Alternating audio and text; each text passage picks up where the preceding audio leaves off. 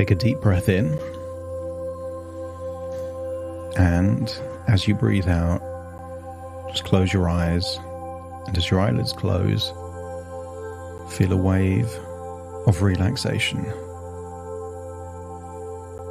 Breathing in, a resourceful feeling of calm, relaxation. And as you breathe out, setting the intention to release tension. Breathing in relaxation and scanning your body for any clues of tension. Maybe in your forehead, jaw, neck or shoulders. Breathing in and breathing out. And I want you to focus on a tiny spot in the center of your forehead. Even with your eyes closed, just look up towards that spot on your forehead. Feel the tension in your eyelids and your eyes. And really focus, almost like cross-eyed, there into your forehead. And as you breathe in, a deep breath. As you breathe out, just relax your eyes and eyelids, feeling it shift back. That's it. Taking you deeper and deeper relaxed. I want you to use the power of your imagination to imagine perhaps a picturesque beach, maybe white sands and clear water, sunshine and blue skies. And just imagine you're wearing whatever clothing is appropriate to be on that beach. Breathing in and breathing out. Feeling a wave of relaxation. As you feel the waves of relaxation in your body, notice the waves in the sea gently breaking on the shore. That's it, melting away any tension, just like an ice cube would melt there under the sunshine. Feel the tension melting away. And I want you to become aware of your right hand. To release any tension in the fingers, in the wrist. Just feel that incredible sense of relaxation. And the more relaxed your hand and fingers become, the more your hand and arm becomes a conduit for your unconscious mind. Because so much of what you do is unconscious. You don't decide to blink every time you blink. You don't decide to breathe every time you breathe. Many times there's an itch and you'll find yourself scratching it unconsciously. That's it. So allow your fingers to be a signal of communication, to enable those parts buried deep in your subconscious mind to have a way of communicating. And it might be specific parts from childhood, parts that went through traumatic moments, maybe parts of your subconscious mind that want more responsibility, that feel that they can help you in some way. That's it. So imagine being so relaxed on that beach that you imagine falling asleep. And instead imagine a part of your subconscious mind that wants change, to have a future that's different from your past, to continue walking down the beach until you find an old beach hut. Imagine standing outside, and very soon I will count from 5 to 1. And as I count downwards from 5 to 1, you will imagine feeling deeper relaxed, but also that you are opening the door for a beach hut. And inside, I want you to meet a vulnerable insecure part. A part that's been there for a very long time. The part of you that only feels good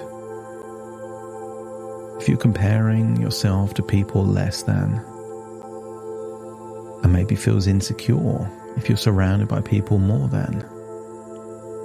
So breathe in and breathe out as 5, feeling deeper relaxed. 4, perhaps grabbing the handle. 3, pulling the door open. 2, walking through the door. And 1, finding yourself in an old beach hut. You're on one side, and on the other side of that room in that beach hut, I want you to see something that represents that insecure, unworthy, a part of you that takes you to a place of pity, shame, and unworthiness. And I want you to imagine that it has a physical representation, maybe human-like, maybe childlike, or maybe something else. And if you can see that part on the other side of the room, just let me know. That's it. And I want you to imagine that this part has a good intention. And maybe that good intention is it's trying to make you feel good because there was a time in your life when you felt unworthy, unwanted, abandoned even. But I want you to accept the possibility that the way in which this part is helping sometimes makes things worse. That's it. But that aside, I want you to imagine that this part of your subconscious mind truly is trying to help. And I want you to imagine thanking that part. Give them a genuine sense of gratitude. Thank them specifically, not for what they do, but their intention behind what they do. And if it accepts your appreciation, let me know. That's it. But I want you to let this part know that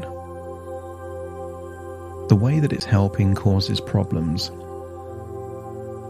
I want you to imagine, because these are different parts of your subconscious mind, you can communicate telepathically.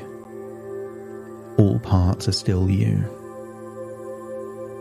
And I want you to think perhaps of a recent time that you felt intense feelings of shame or pity or unworthiness, and to stream that experience directly to this part that maybe was trying to help.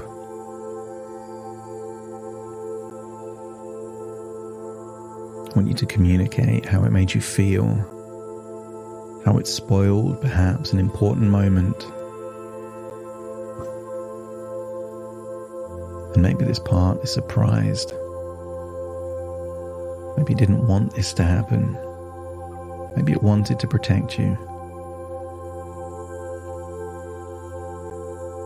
I want you to ask that part if it's okay if I communicate directly with the part to see if we can find a resolution that they can keep protecting in the same way, but in an effective way.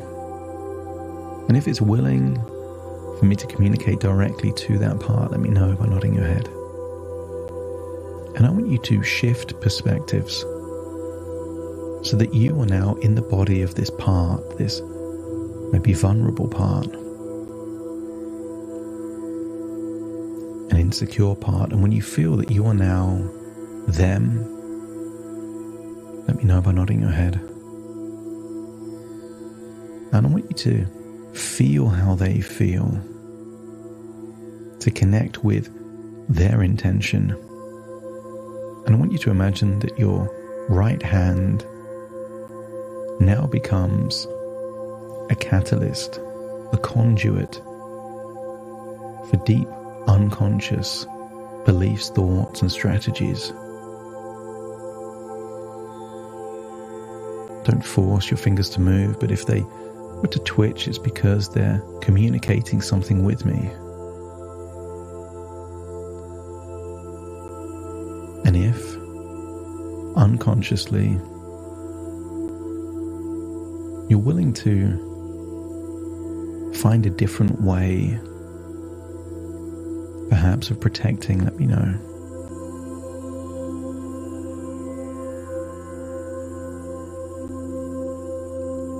I'm going to give you a series of possible reasons that you might be gravitating towards this place of insecurity, unworthiness, less than. And if it comes from a place of protection, just let me know. If it comes from a place of validation, to feel like you're not going crazy and it all makes sense, let me know.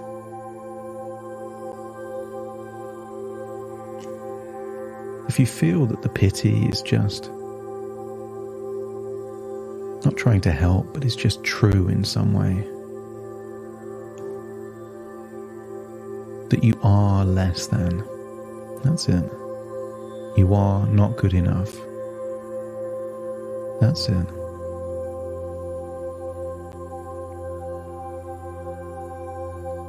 I want to thank you for this positive intention, because recognizing that you're not good enough could lead to two different courses of action, one of which you've been living for many years.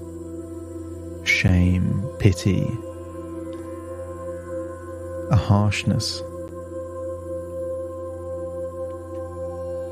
And to continue on this path would lead to even more pity and shame and unworthiness. But I'm wondering if you would be receptive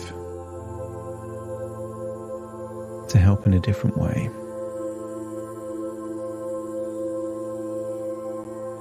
To feel this level of insecurity requires you to believe that you can organize people in the world based on value. Better, worse, cool, uncool, sociable, awkward.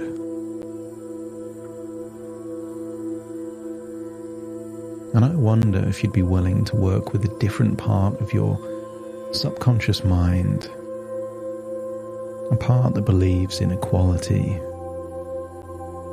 not better or worse, just different. So that when you make these evaluations, rather than being a conduit for shame and pity, they become an opportunity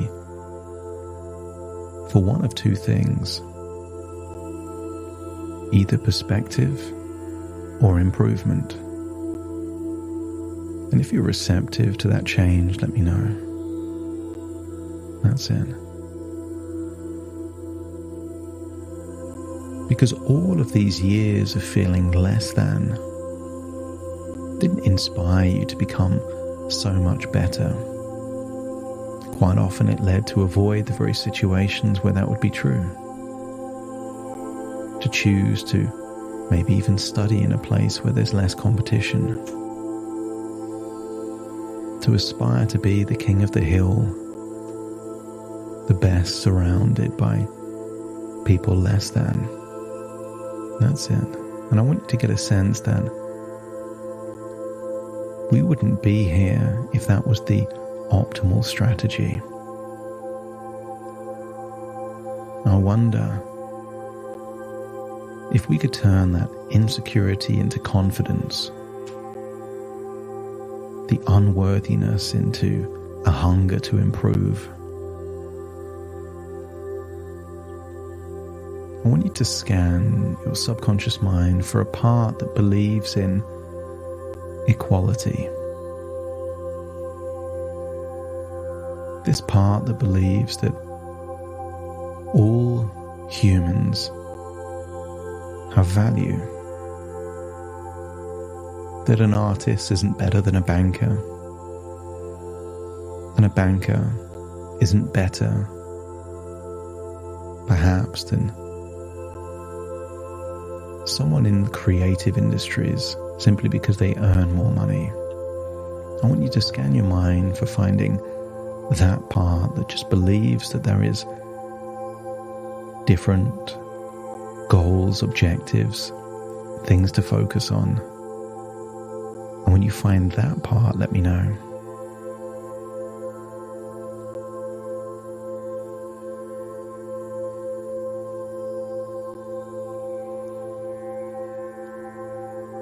I want you to think of an area of your life where things aren't better or worse, just different. And when you find that context, perhaps that might be one color isn't better than another color. People can't say that one flower is better than a different flower, or a genre of music isn't better, it's just subjective tastes. And when you can find that context, let me know by nodding your head. And I want you to imagine that that context is being used to train a different part of you that starts to think of people in that same way. Not better, not worse, just different. That everything is improvable. Because if you had to choose between being the best but not being able to get any better, or being able to constantly improve, I want you to get a sense that being objectively the best at one moment in time guarantees that you become the worst in the future.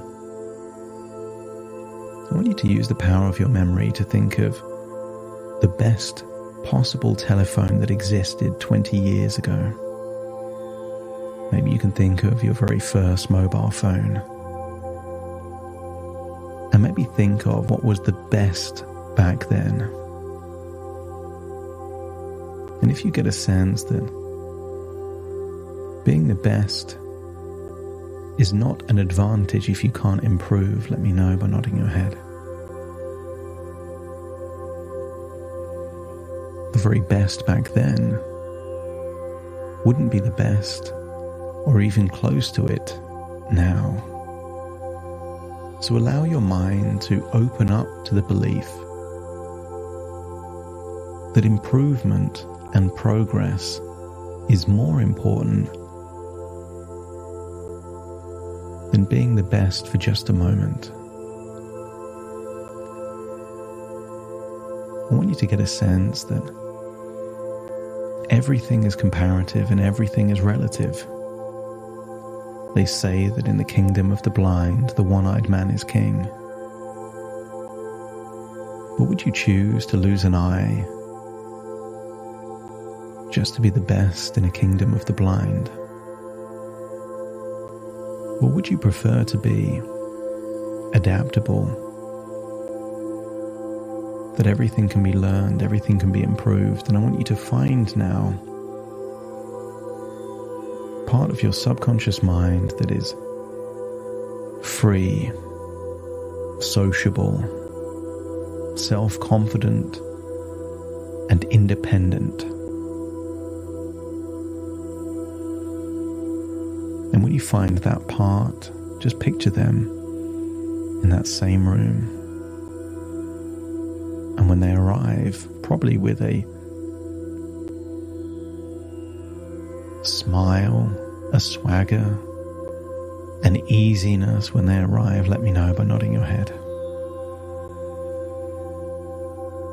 I want you to shift perspective so you are now in that version of you, the version of you at your most confident, your most charismatic,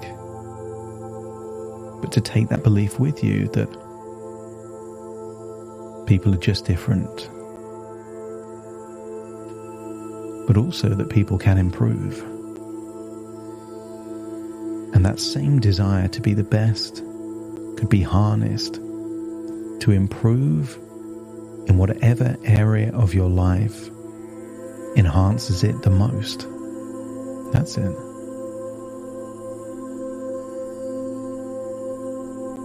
And I want to give you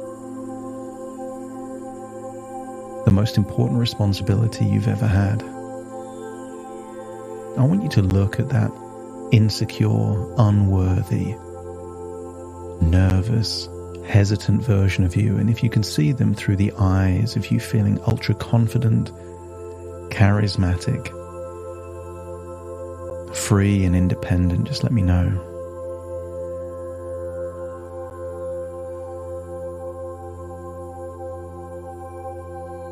I want you to see that insecure part, but I want you to mentor them, coach them, teach them how to feel as confident and charismatic and independent and free as you are, to build them up, to allow that ugly duckling to become the swan. And it's not easy because their tendency will go to pity and shame. But if you feel you're up for the challenge, that you could take that insecure, nervous, unworthy part and coach them to feel confident and free and secure, with a hunger to improve and get better, just let me know by nodding your head. The confident version of you is not intimidated by anyone or any situation. The confident version of you embraces competition. The confident version of you knows that no matter how bright anyone else is, it doesn't dim your candle. Your light doesn't diminish. So allow yourself to harness this conviction of confidence and certainty, but now channel it to helping that part within you that is insecure and nervous. And just imagine that you can transfer certain resources and beliefs, perspectives, and see that insecure transforming in front of your very eyes. Maybe they start to look different, breathe different, come across differently. Maybe their clothes change. And when the evolution is complete, just let me know.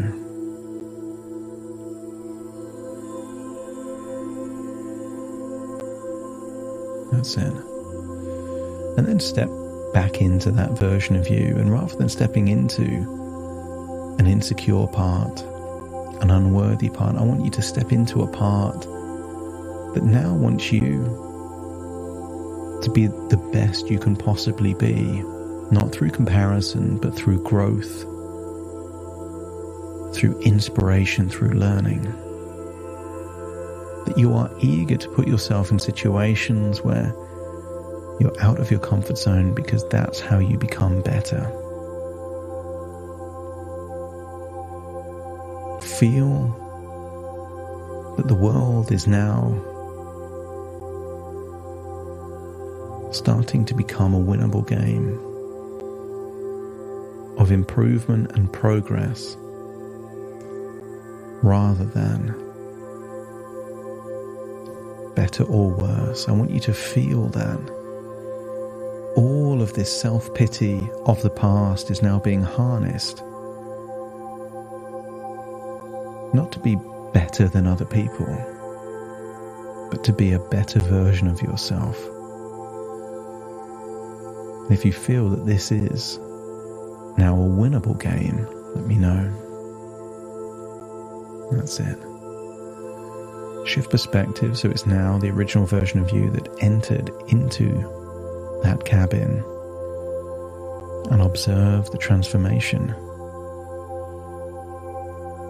That confident, self-assured part is now a mentor and a teacher. And the insecure part that was obsessed with comparison is now hungry to find those ways of improving, because improvement leads to worthiness. And when you feel that the changes could lead to a more desirable future, let me know by nodding your head.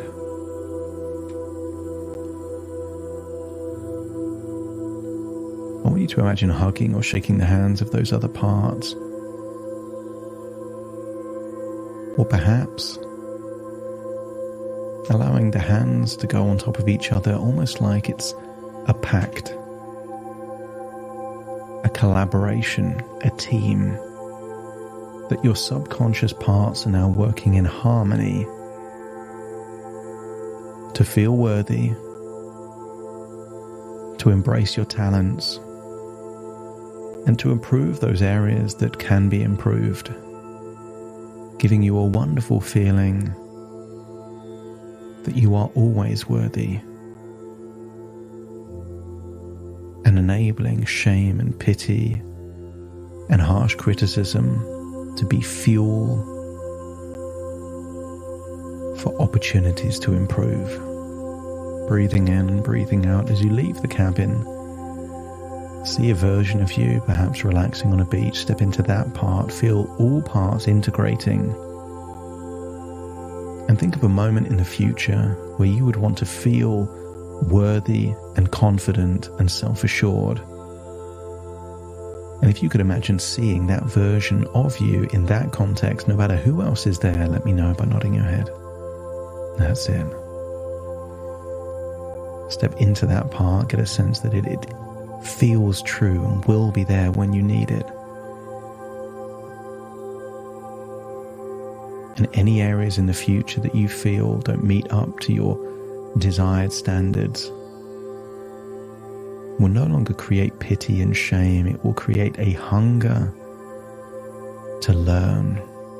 See yourself asking other people that have talents or skills or knowledge that you don't have, how they acquire the information. See you sociably interacting, not threatened by other people, but harnessing their skills.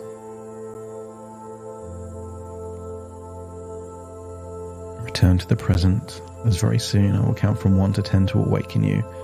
Connecting fully into the present moment. Take a deep breath in through your nose and out through your nose. Wiggle your fingers, wiggle your toes, connecting fully into the present moment. That's it. Starting to count to awaken you. 1, 2, 3, waking up. 4, 5, 6, more alert. 7, 8, open your eyes, open your eyes. 9, 10, wide awake, wide awake, wide awake.